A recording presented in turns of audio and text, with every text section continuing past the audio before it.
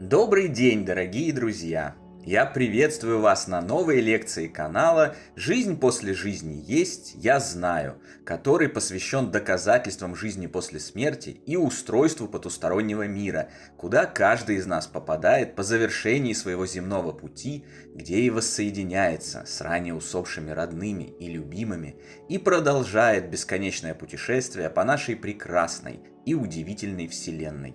Дополнительную интересную и полезную информацию за пределами лекций, ответы на вопросы о жизни после смерти и даже мини-влоги о моей жизни вы найдете в нашем телеграм-канале. Ссылка на него в описании видео и на экране. Сегодня мы подробно разберем все, что касается свадеб и отношений на том свете – и ответим на волнующие многих вопросы. Могут ли в принципе на том свете быть свадьбы? Как это вообще возможно? А также, могут ли умершие не дождаться своих еще живущих возлюбленных и сыграть свадьбу с другими духами, встреченными в загробном мире после смерти? Начнем с приятного, со свадеб в потустороннем мире. Когда люди впервые слышат о том, что на том свете есть свадьбы, они оказываются в ступоре. Как это возможно? Какие еще свадьбы в мире, где нет тел, где души людей, даже если жизнь после смерти и существует, представляют собой бесформенные сгустки призрачного тумана и хаотически носятся в пространстве, играют на арфах в раю, горят на сковородках в аду, либо на худой конец спят беспробудным сном? Нет, этого не может быть просто потому, что не может быть никогда. А значит, рассказывающие об этом просто поехали кукухой. Никакой жизни после смерти нет, все это вранье, все рассказывающие об этом нехорошие люди, а я Д'Артаньян. Конец истории. Разумеется, весь этот вздор является следствиями исключительного невежества и отсутствия знаний. Если же получить комплексные знания о потустороннем мире, которые мы и даем в нашем курсе лекций и дополняем постами в телеграм-канале, а также подтверждаем ссылками на источники информации, то станет очевидно, что в свадьбах на том свете нет ничего такого уж невообразимого и невероятного. Как мы уже неоднократно говорили, тот свет является миром сознания, миром мысли, личной и коллективной, оказавшихся там после смерти людей. Эти люди своей мыслью сотворяют, персонально и солидарно, загробный мир в целом, разные его уровни и отдельные мирки, входящие в их состав. У этих развоплощенных людей есть вполне вещественные и осязаемые тела, хоть и несколько отличающиеся от земных, но более чем функциональные и представительные. Там есть целая бесконечная и бесконечно же разнообразная пестрая среда, очень похожая на наш земной мир, с селениями, городами, домами, природой, морями и океанами, горами, улицами, школами, библиотеками, театрами, больницами, церквями и так далее и тому подобное. На том свете жизнь кипит ничуть не менее, чем на свете этом. После смерти люди могут общаться, путешествовать, работать, отдыхать, учиться, веселиться и грустить, познавать и делать все остальное, что они делали на земле или были лишены такой возможности. И в том числе они могут продолжать старые отношения с другими людьми или начинать и развивать новые. Смерть не меняет человека только потому, что она наступила, не делает из него совершенно другое существо, забывшего всех глупца, мегапродвинутого мудреца или какого-нибудь инопланетянина. Мы уходим на тот свет таковыми, каковыми и были в земном мире. Мы забираем с собою все свои привычки, стереотипы, паттерны, знания и устоявшиеся принципы. И далее живем так, как нам хочется, самостоятельно определяя свой путь, как это было и при биологической жизни, как это и есть всегда. Поэтому, привыкнув к свадьбам как к обязательному ритуалу, узаконивающему отношения двоих, мы вполне можем реализовывать их и там. Да, формально этого не требуется. Никто уже ни к чему не принуждает, никто не манипулирует страхами отсутствия штампа в паспорте и не требует его наличия. Это ни на что не влияет и ни к чему не обязывает. Но почему нет? Если кому-то хочется сыграть свадьбу в качестве приятной дани земным традициям и закрепления символа своих отношений, они вполне могут это сделать. Благо в потустороннем мире это не стоит ни копейки, и можно реализовать любые, даже самые смелые свои фантазии, нарядиться в великолепные платья и костюмы, устроить себе свое собственное маленькое бале и закатить грандиозную вечеринку. Если кто-то и после смерти убежден, что без свадьбы никаких отношений быть не может, и требуется непременно организовать бракосочетание до того, как заниматься сексом, они тоже могут это сделать. И делают.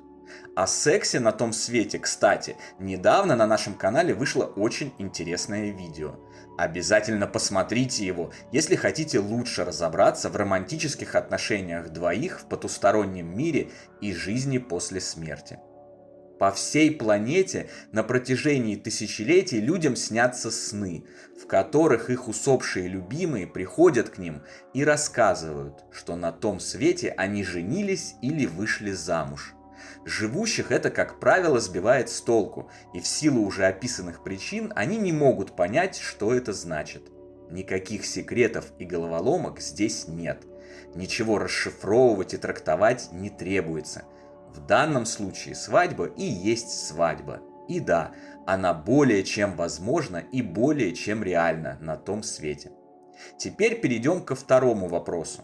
К страху живущих, потерявших своих половинок, о том, что усопшие могут не дождаться их, изменить и сыграть свадьбу или вступить в новые отношения на том свете с другими духами. Повторю уже ранее сказанное, что перво-наперво вам следует встать на путь очищения от любых страхов, тревог и разъедающих душу сомнений, чтобы не вредить себе, своему здоровью и здоровью близких, включая как живущих, так и уже отживших физический отрезок жизни и отправившихся в загробный мир. Это критически важно для открытия себе и своим любимым двери в прекрасную реальность, вместо мрачной и холодной пещеры, которую многие умудряются создать для себя своими же собственными руками, или в данном случае мыслями, еще здесь, в плотном мире, не говоря уже о мире духовном. Следующий момент. Все мы разные, и у всех нас свои разные истории. Взросления, карьерного роста, дружбы, развития и особенно любви. Ни одна история не похожа на другую. Каждый из нас уникален, а значит уникальна и каждая история. Поэтому, задавая мне вопрос, что если моя усопшая половинка полюбит на том свете другого или другую и не дождется меня, значит все мое мучительное ожидание воссоединения и многолетняя верность пойдут прахом? Нужно понимать, что ответить на этот вопрос лучше, чем задающий его, чем вы сами, не сможет никто. Только сам человек может в полной мере осознавать статус своих отношений с супругом или супругой, со своим парнем или девушкой на момент временной разлуки в нашем мире, называемой смертью. Сомнения и страхи не встретиться или разминуться после физической жизни в результате появления других романтических интересов, хоть, как мы уже неоднократно говорили, и вредны, но вполне понятны. Однако, если у вас была настоящая любовь, разве есть у этих страхов и сомнений реальные поводы и реальный фундамент? Просто задумайтесь, вспомните ваши отношения, и вы увидите все как на ладони. Вы уже знаете ответ на вопрос, как знаете и то, что ваша половина будет ждать вас и будет хранить так называемую верность до вашего перехода, и я вам для того, чтобы получить четкий ответ на этот вопрос, не нужен вовсе. Вы сами знаете все. Любые сомнения и страхи иррациональны и беспочвенны. Еще раз напомню, смерть сама по себе ничего не меняет в личности усопшего, ничего не добавляет к ней и ничего не отнимает. После смерти мы не становимся вдруг другими людьми, словно по мановению волшебной палочки. Изменники не становятся однолюбами и приверженцами моногамных отношений. Однолюбы же, в свою очередь, не становятся гуляками и ходоками налево. Мы остаемся теми же самыми духами, которыми и были, когда оперировали удивительной биологической машиной под названием «человеческое тело» здесь, на Земле. Если два духа искренне любили друг друга во время земной жизни, они продолжат это делать и будут ждать друг друга в любом мире, в любом пространстве и в любом измерении. В замечательной книге Эльзы Баркер «Письма живого усопшего» есть потрясающая и трогательная глава, в которой умерший судья Хэтч посредством автоматического письма через медиума рассказывает о повстречавшемся ему на той стороне парне, который прежде срока покинул физический мир, но остался рядом со своей возлюбленной, чтобы дождаться ее. На том свете он построил для нее прекрасный и уютный домик, о котором они всегда мечтали, и продолжает помогать ей, намереваясь встретить ее сразу же, как начнется ее переход, чтобы вместе отправиться в их новый домик и жить там счастливо на протяжении вечности, ну или как минимум до следующего воплощения. Это не просто история. Очевидно и более чем логично, это то, что ждет абсолютное большинство пар, которые любят друг друга настоящей, искренней и взаимной любовью, безотносительно к любым стереотипам, земным запретам и табу.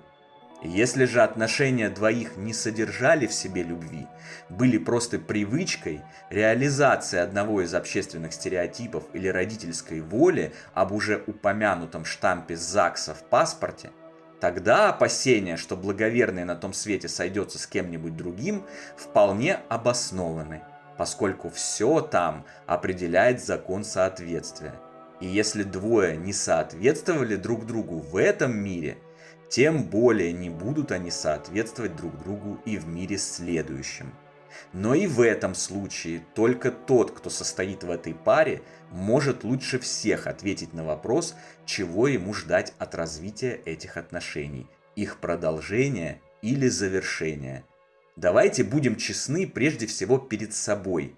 Никто и никогда ведь не гарантировал нам вечной великой любви и безоблачных отношений с нашими половинками. И здесь, в материальном мире, отношения – это всегда работа, без каких-либо гарантий на стопроцентный успех. Зачастую работа трудная, наполненная ошибками и их исправлениями. Ожидать, что переход в загробную жизнь вдруг изменит это и гарантирует беспроблемную вечность вместе только лишь из-за факта смерти, некорректно.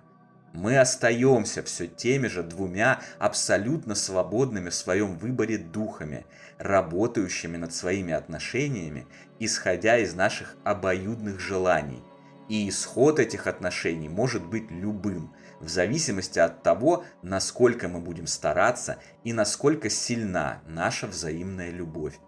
Истинная любовь все покрывает, всему верит, всего надеется, все переносит и никогда не перестает.